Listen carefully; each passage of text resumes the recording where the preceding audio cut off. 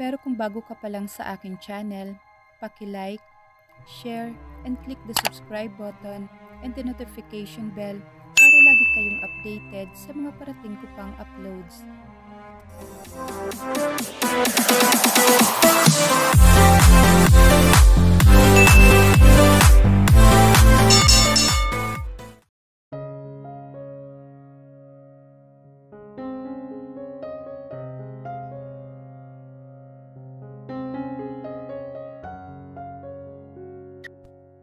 Pinalipas muna ni na Camille ang ika-40 days ng kanyang kapatid na si Faye.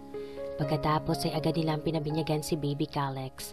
Napagpasyahan nila Camille at ng boyfriend niyang si Ryan na next year na ganapin ang kasal. Although nagmamadali na si Ryan, ay mas gusto muna ni Camille na lumipas muna ang 1 taon mula ng pagkamatay ng kapatid. Halos 3 buwan na ang lumipas mula nang namatay ang kapatid at ang kapanganakan ni Calex. Nagluluksaman silang dalawang mag-ina ay wala pa ring pagsidla ng tuwa nila dahil kay Calex. Si Calex ay parang isang sinag ng araw sa madilim na buhay nila ng kanyang mama. Si Calex ang nagbigay ng panibagong saya sa kanilang buhay. Kaya nga sa tuwing day off niya ay di niya inaalis si Calex sa kanyang tabi. Minsan ay umaalis sila at ipinapasyal niya ito. Sa tuwing sahod naman ay ipinamimili niya ito agad ng mga gamit. Kinakapos man siya minsan dahil sa siya lang ang nagtatrabaho at sa kanya ang lahat ng gastusin sa bahay ay baliwala ito kay Camille. Kahit pag gumapang siya sa hirap at pagtatrabaho ay gagawin niya para lang kay Calex, ang kanyang anak. At mabuti na lang at nandyan si Ryan. Si Ryan na inintindi at tinanggap ang kalagayan niya ngayon at tinanggap din ito si Calex. At inalok pa siya nito ng kasal para lang maging ama ni Calex. Kasal? Napabuntong hininga si Camille habang pinagmamasdan si Calex na tahimik at mahimbing na natutulog sa crib nito. Masaya man si Camille sa alok na kasal ni Ryan ay nagdadalawang isip siya. Alam niyang makabubuti para kay Calex ama ay kasal pero makabubuti ba ito sa kanya? Yes, 3 years.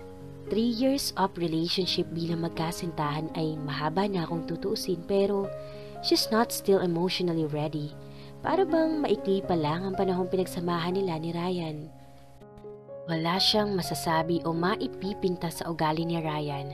Napakabait nito at supportive sa kanya.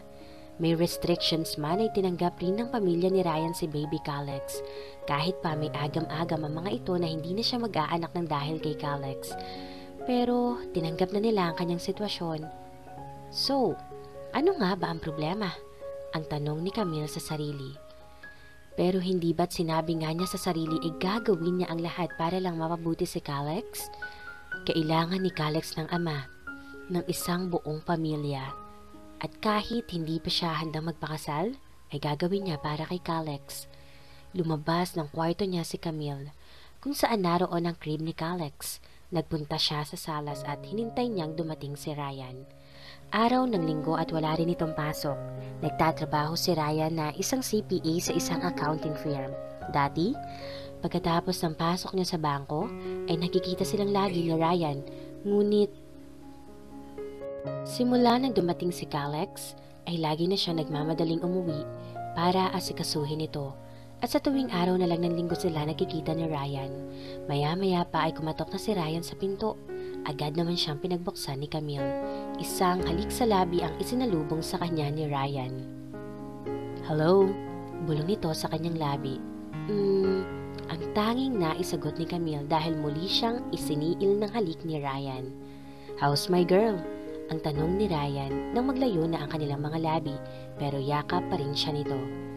Mabuti na, nandito ka na eh.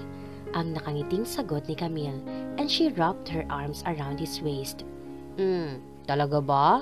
Ang malambing na tanong ni Ryan. Opo, ang natatawang sagot ni Camille. Nasaan si Mama? Ang tanong ni Ryan habang yakap pa rin na mahigpit si Camille. Alam mo naman si Mama kapag linggo? Maghapong wala sa bahay, nasa simbahan at dumarayo rin ng pagdarasal. Ang sagot ni Camille. You mean, tayo lang ang nandito? Ang mapanuksong tanong ni Ryan while he started nuzzling her neck. Si Calex nasa kwarto. Ang sagot ni Camille na napapikit dahil sa kiliti. Oo nga pala, how's my little boy? Ang tanong ni Ryan at huminto ito sa ginagawa sa leeg ni Camille.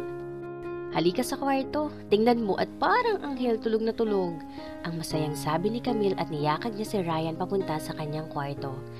Pagpasok nila sa loob ay mabilis na lumapit sa tabi ng crib si Ryan at hinaplos nito ang malambot na pisngi ni Calex.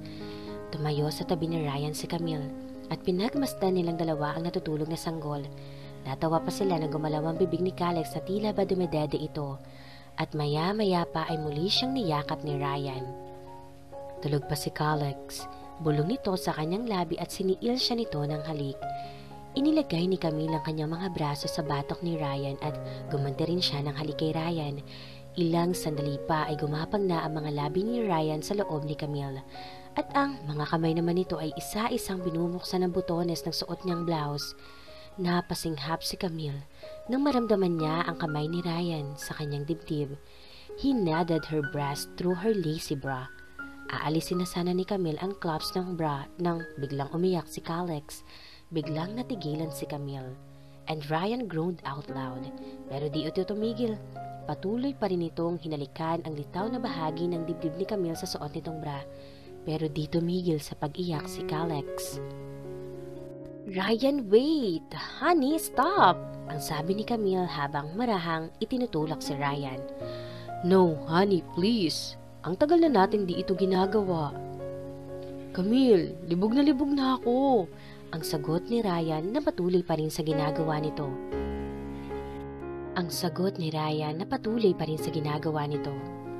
Ryan, stop! Ang mariing sabi ni Camille at itinulak na niya ng malakas si Ryan. Calex, wrong timing ka na naman. Ang sabi ni Ryan na di itinago ang inis.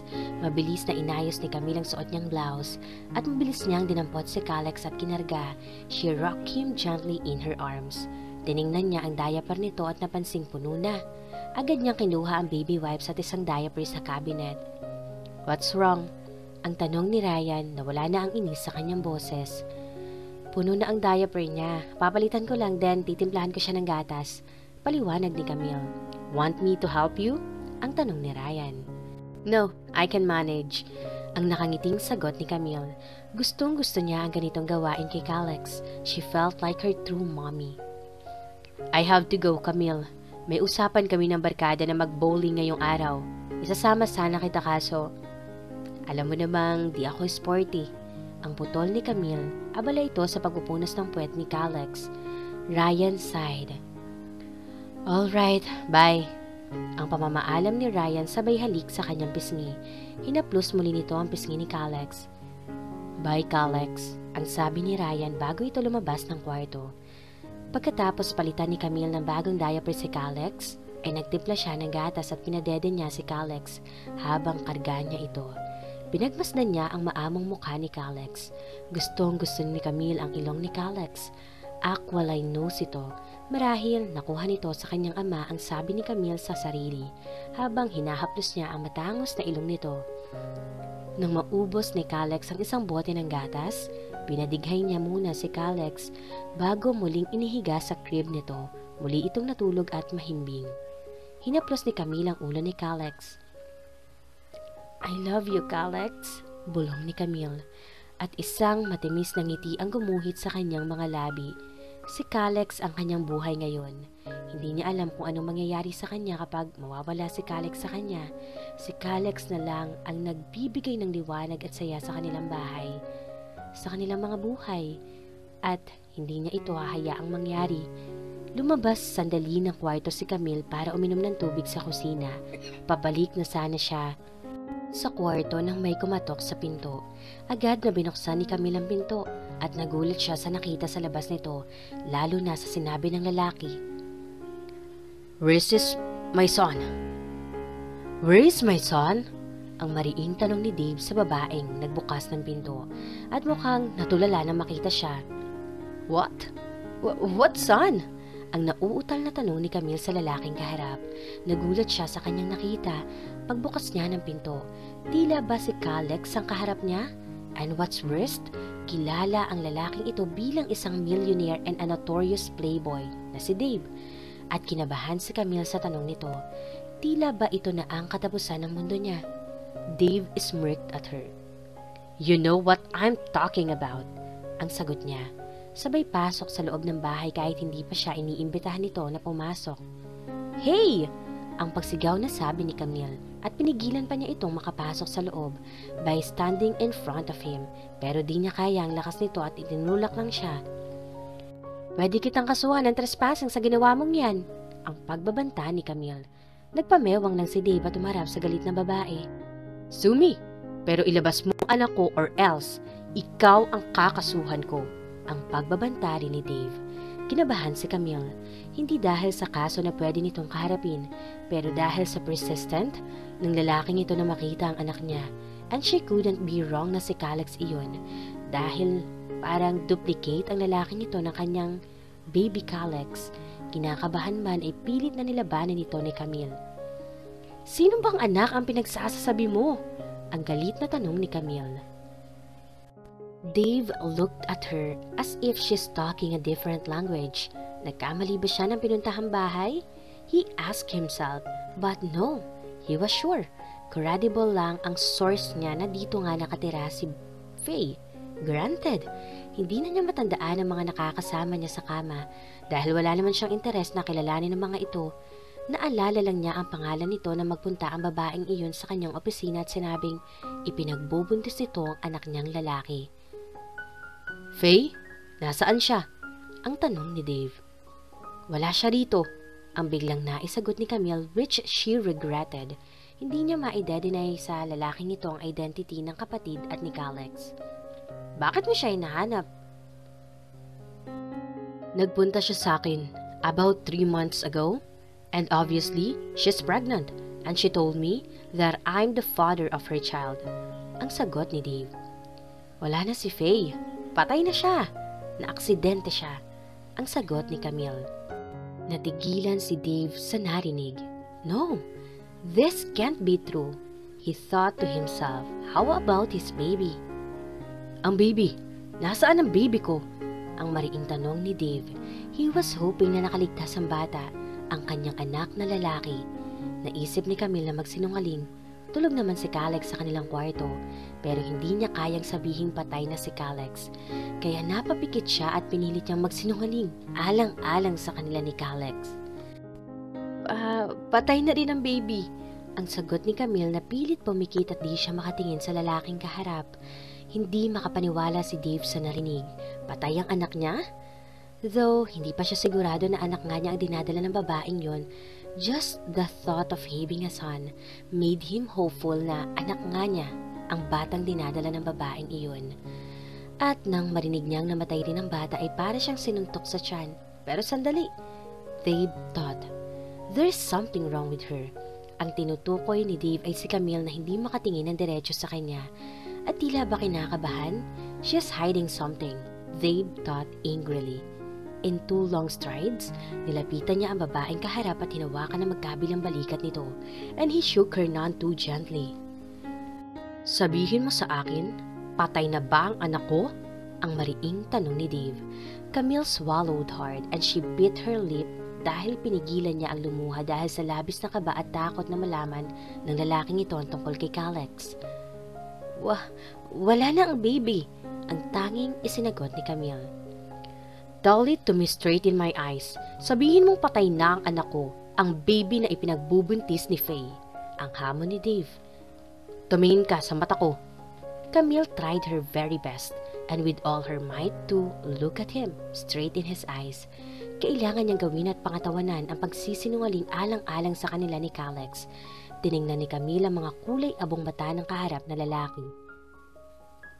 Patay na ang ipinagbubuntis ni Faye. Pareho silang nawala noong araw na naaksidente siya.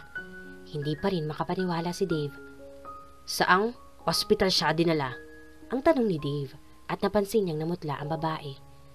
"Bakit ba tinatanong mo pa? Pwede ba umalis ka na? Wala ka ng dahilan para magtagal dito." Ang galit at pasigaw na sagot ni Camille na malaking pagkakamali niya dahil nagising si Calix at umiyak ito.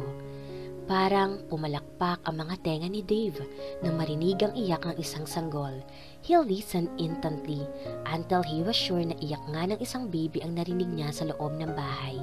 He looked angrily at the woman in front of him. Nanatiling nakatayo si Camille para bang tumigil ang kanyang paghinga. "Calex, bakit ngayon pa?" ang sigaw ng isipan ni Camille. "Nasaan ang baby?" ang tanong muli ni Dave. "Anak kong umiiyak. Pwede ba umalis ka na? Kung hindi, tatawag na ako ng pulis." Ang galit na sagot ni Camille. Pero tiningnan lang siya ni Dave at pinakinggan kung saan nanggaling ang iyak. Nang matuntun niya ang pinanggagalingan ng iyak, mabilis na naglakad si Dave patungo sa isa sa 2 kwarto sa ibaba. Hindi makapaniwala si Camille ni hindi natinag ang lalaking ito at mabilis na nagtungo sa kwarto nila ni Calex. "No!" ang sigaw ni Camille at hinabol niya ang lalaking papasok sa kanilang kwarto.